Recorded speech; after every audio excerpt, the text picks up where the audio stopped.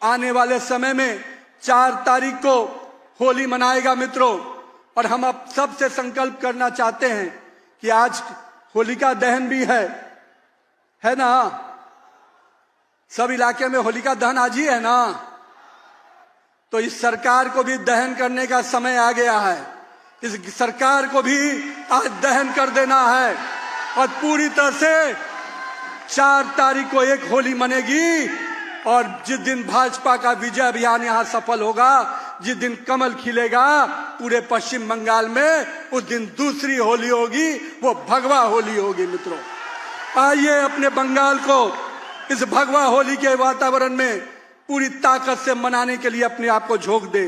हम बंगाल के सम्मानित नागरिकों से अपील करते हैं कि इस कम्युनिस्टों की भ्रष्टाचार सरकार को आपने देखा, तृणमूल के गुंडा राज को आपने देखा। अब आइए नरेंद्र मोदी के नेतृत्व में एक सुशासन की सरकार बनाए जिसमें बंगाल का विकास छिपा हो। आइए हम सबका एक ही नारा है, पलटानो दरकार, पलटानो दरकार, पलटानो दरकार। दीदी, घुसपैठियों के प्रति ममता, पश्चिम बंगाल के लोगों के प्रति नफरत, दीदी चोलबे ना, चोलबे ना। अब बंगाल की जनता इस टीएमसी की सरकार को उखाड़ फेंकेगी और बंगाल में एक ही आवाज गूंजेगी, जय मां काली, जय मां काली। बंगाल की ये भूमि जिसका नाम को अब इस्लामपुर है ना, क्या बनाना है इसको? एक बार इस्लामपुर को ईश्वरपुर बदलने के लिए भाजपा की इस परिवर्तन यात्रा का शंखनाद कीजिए। आपकी अपनी सरकार बनेगी, इस्लामपुर अब नहीं रहेगा, ईश्वरपुर बनकर आएगा और वो सपना आपका साकार होगा। यह पवित्र भूमि जो अपने राजभोगिन समाज के महान समाज सुधारक ठाकुर पंचानन वर्मा जी की विचारों की गूंज, बंगाल के अंतिम हिंदू राजा महाराजा लक्ष्मण सेन जी की शौर्य की माटी, महान क्रांतिकारी पूर्णचंद्र दास जी के बलिदान की इस तपोभूमि को ईश्वरपुर बना के रहेंगे, ये संकल्प के साथ ये परिवर्तन यात्रा शुरू कर रहे हैं। आज पूरे बंगाल के एक कोने में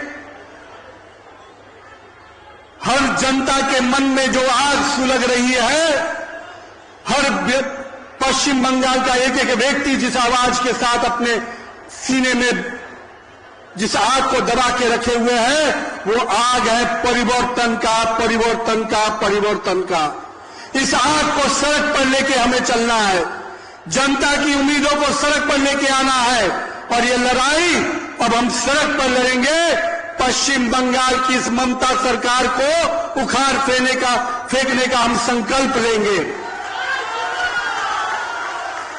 5000 किलोमीटर की ये यात्रा निकली है मित्रों, बंगाल के कोने कोने में जाएगी और हम बंगाल के लोगों के साथ जो धोखा हुआ है, जो फरेब हुआ है, उसके खिलाफ अपनी आवाज बुलंद करेंगे। बंगाल के लोगों को जो केवल घोषणाओं वाली सरकार मिली,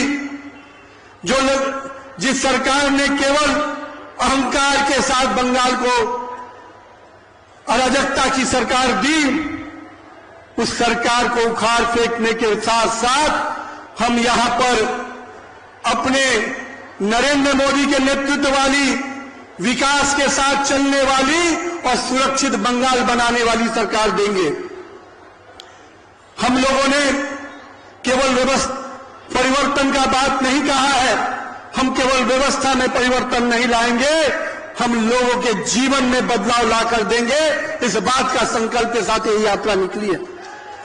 मुझे मालूम है एक समय बंगाल का यह भूभाग बिहार का भी भूभाग हुआ करता था। मेरे मां बहनों का, मेरे भाइयों का कोई हक बांग्लादेशी छीने, ये हम बर्दाश्त नहीं कर सकते। हम अपने पश्चिम बंगाल के लोगों को इन घुसपैठियों से बचा के रहेंगे। आने वाला समय टीएमसी की भ्रष्ट निकम्मी सरकार से मुक्ति की आवाज, इस भ्रष्ट निकम्मी सरकार को उखाड़ फेंकने की आवाज बंगाल के कोने कोने में हम गुंजायमान करेंगे। बंगाल में जहां पूरे परिवर्तन की राजनीति की बात हम कर रहे हैं, जहां बेटियां सुरक्षित नहीं हो, जहां नागरिक भय में रहते हो, जहां युवाओं का भविष्य सिंडिकेट और भ्रष्टाचार की भेंट चढ़ गया हो, और जहां जमीन का हक बांग्लादेशियों को देने की संकल्प लिया हो, उस सरकार को उखाड़ फेंकना है। ममता दीदी ने लोगों से कहा था कि हम सोनार बंगला बना के देंगे, मां, माटी और मानुष का नारा दिया था, लेकिन ऐसा कोई सगा नहीं जिसको ममता दीदी ने ठगा नहीं। इसलिए दीदी, आपने मां की बात कही थी, बहनों की बात कही थी, और आपके राज्य में सबसे अधिक वे असुरक्षित है, तो हमारी माता और बहनें असुरक्षित है, इसका जवाब आपको देना होगा। ममता दीदी, हमारी बहनें तो जहां शिक्षा ग्रहण करती हैं, उस विश्वविद्यालय, उस संस्थान में भी सुरक्षित नहीं है, और आप कहती हैं कि मां बहनों को शाम के बाद निकलने नहीं चाहिए। किस मानसिकता में आप हैं? हमारी बंगाल की माता बहनें पूरे देश में आगे बढ़कर काम करती हैं, आप उनको महफूज रखना चाहते हो घर में? हमारी माता बहनों ने, बंगाली संस्कृति ने ऐसा हमेशा रहा कि उन्होंने तो काली और दुर्गा का रूप लेकर इस देश को नई दिशा दी है। और मैं मानता हूं कि हमारी माता बहनों को पूरा सम्मान, पूरा सुरक्षा कोई दे सकता है तो नरेंद्र मोदी की सरकार दे सकती है, भारतीय जनता पार्टी की सरकार दे सकती है। आज हम इस पवित्र भूमि को मैं कहता हूं कि मां के साथ, बहन के साथ धोखा, इस मिट्टी के साथ भी उन्होंने धोखा किया। जिस पवित्र मिट्टी को तिलक लगाकर हमारे श्यामा प्रसाद मुखर्जी जी ने कश्मीर तक को एक करने की बात कही थी, यहीं का लाल स्वामी विवेकानंद पूरे विश्व को भारत का संदेश दिया था। जिस मिट्टी के लाल सुभाष चंद्र बोस ने पूरे देश को आजादी की लड़ाई में अपने नेतृत्व दिया था, उस मिट्टी को भी किसी ने कलंकित किया तो यहां की ममता की सरकार ने किया है।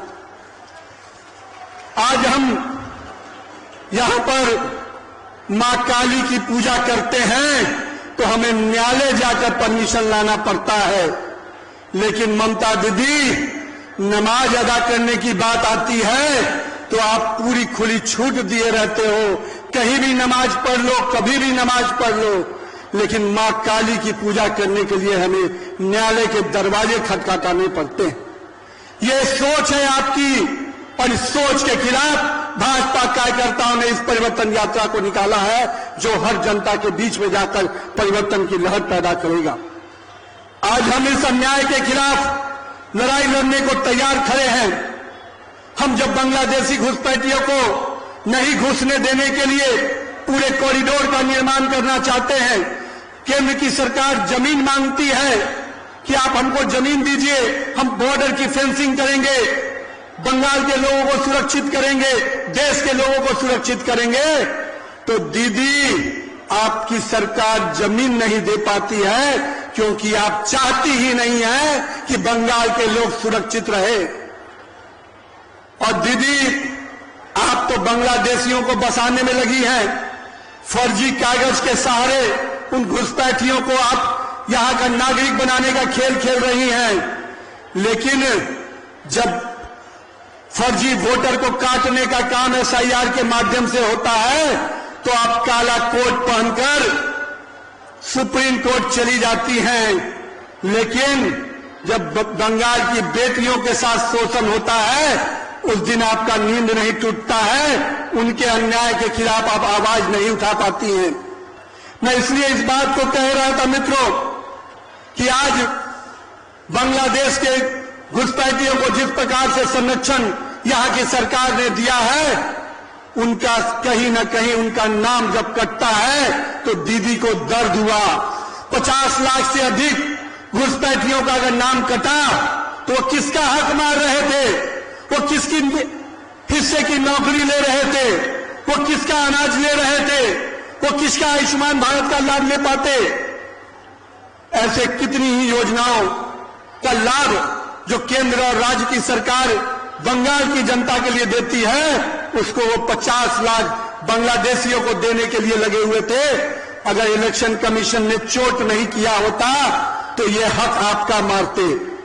ममता दीदी, आपने बंगाल के लोगों को भरोसा दिया था कि हम यहां पर सोनार बंगाल बनाएंगे, पर आपकी सरकार ने तो केवल लोगों का कमीशन की सरकार बना के रखा, लोगों से वसूली का सरकार बना के रखा। पूरा देश आने वाले समय में 4 तारीख को होली मनाएगा मित्रों, और हम अब सबसे संकल्प करना चाहते हैं कि आज होलिका दहन भी है ना। सब इलाके में होलिका दहन आज ही है ना। तो इस सरकार को भी दहन करने का समय आ गया है।